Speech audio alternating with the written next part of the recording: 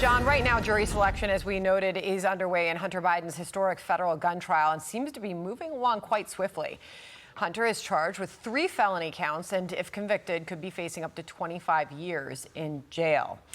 Thankfully, we have Judge Jeanine. She joins us live here on set in New York from one trial to another. I love this. Welcome to you. You have been incredibly busy. So we're getting an update from the courtroom. Of the 250 juror prospects, 25, we have been told, have moved on to the jury pool. 15 have been dismissed. Reminder that we still have seated 0 jurors as of now. But this does seem to be moving along quickly. The judge said last week that the magic number is 36 for the jury pool.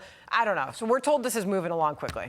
Well, look, first of all, the question that's being asked is, do you know anyone who's been addicted to drugs or who's been a drug user?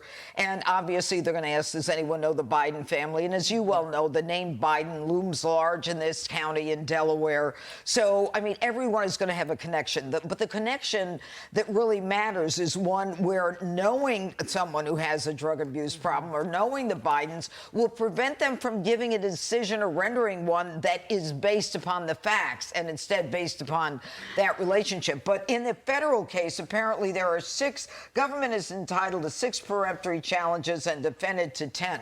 A peremptory challenge means I don't have to give a reason why I don't like you. I just don't like you. So, you know, you have a guy who's got 4 guns in 5 different states or 5 guns in 4 different states.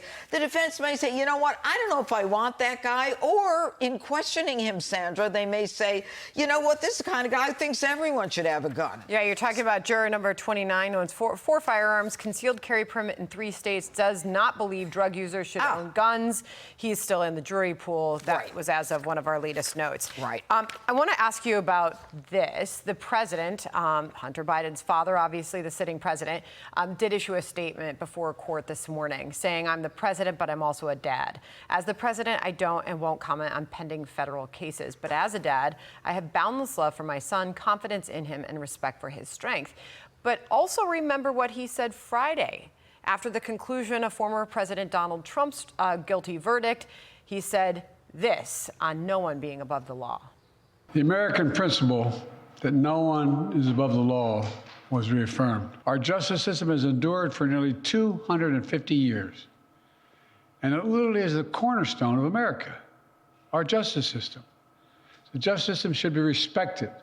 So, as one would expect, his family is supporting him, the current president, the first lady, his stepmother arriving there at court there in Wilmington this morning, along with his current wife, Hunter Biden's wife.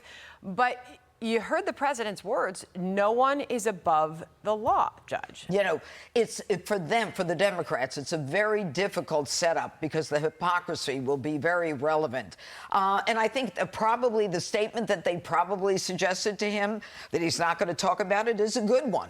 Because, you know, 48 hours earlier, he's saying no one's above the law. And now his son is being faced with up to 27 years for gun possession. And, you know, it's not just this gun possession and the written false statement on the application itself, but it's his flaunting of the gun. It's pictures of him with the gun on the laptop. We know the laptop is coming into evidence. So I'm kind of surprised, Sandra, that there was not a plea that was worked out ahead of time, because the one thing the Democrats don't want is the Department of Justice has already said this laptop is real, while 52 intel agents at a very significant point in history said it was Russian disinformation. Has the White House put themselves in a predicament when they have their messenger, Karine Jean-Pierre, multiple times? She was asked about this in the White House press briefings leading up to this day. Flashback, this is December, KJP saying Hunter will not be pardoned. Listen. President, I've been very clear. The president's not going to pardon his son. Yeah, she said that before. I've been very clear the president's not going to pardon. But who knows what's going to happen? I mean, right before the election, maybe right after the election. I mean, it depends on how it goes. Look, the president has jurisdiction to pardon his son.